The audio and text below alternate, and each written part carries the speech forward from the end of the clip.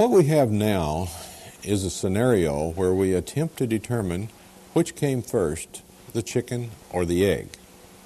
As we next look at restoration, we realize that that should be accomplished prior to appraisals and insurance and certainly prior to photography. Except, and this is underscored, you just do not spend the money to have everything restored, especially if it's not of significant value to be appraised, insured, and photographed. Here I refer to inherited pieces. I would expect you would not normally purchase pieces in a restoration needed condition unless, of course, you recognize the piece is a very rare piece and well worth the time, money, and effort to get it restored. There are a number of things that can be wrong with a piece that you can correct yourself, such as cleaning vases and bottles, and we will cover that later in this tape. However, unfortunately, most restoration involves the mailing of a piece to a restorer, and we will talk about packing and shipping later also.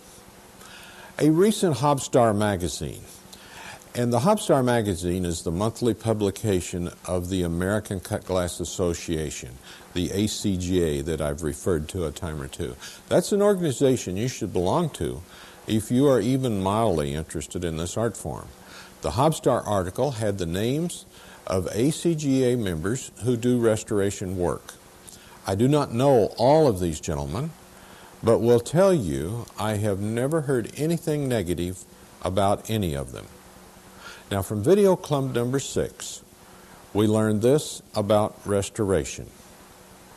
One of the things people ask me about all the time is restoration, yes or no. And often people will come by the show and ask where the grinder's booth is because they have chips on the tops of tumblers or they have a tooth off of a bowl that's been in their family for years.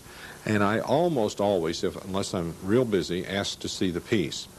9 out of 10 times it's a piece that doesn't matter if they grind the tooth off because it has relatively little value.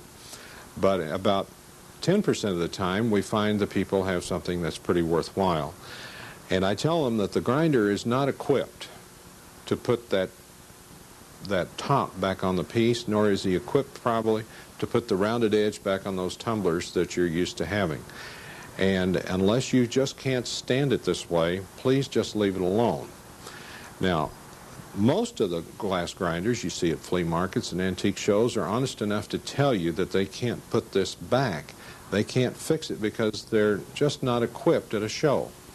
Now, the ACGA has 3 glass restorers listed in their directory. There are 2 others that are also quite good that aren't in the directory. Now, if you have a piece that you feel is really important and it has some damage on it, please give me a call.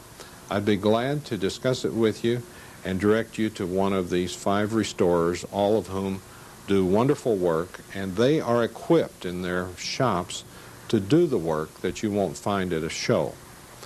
But basically, if you have a piece and you're concerned about it and you think it's valuable, and please just turn the damage facing the wall and try to live with it, because once that glass is ground off of there, there's nothing even the best restorer can do to salvage the piece.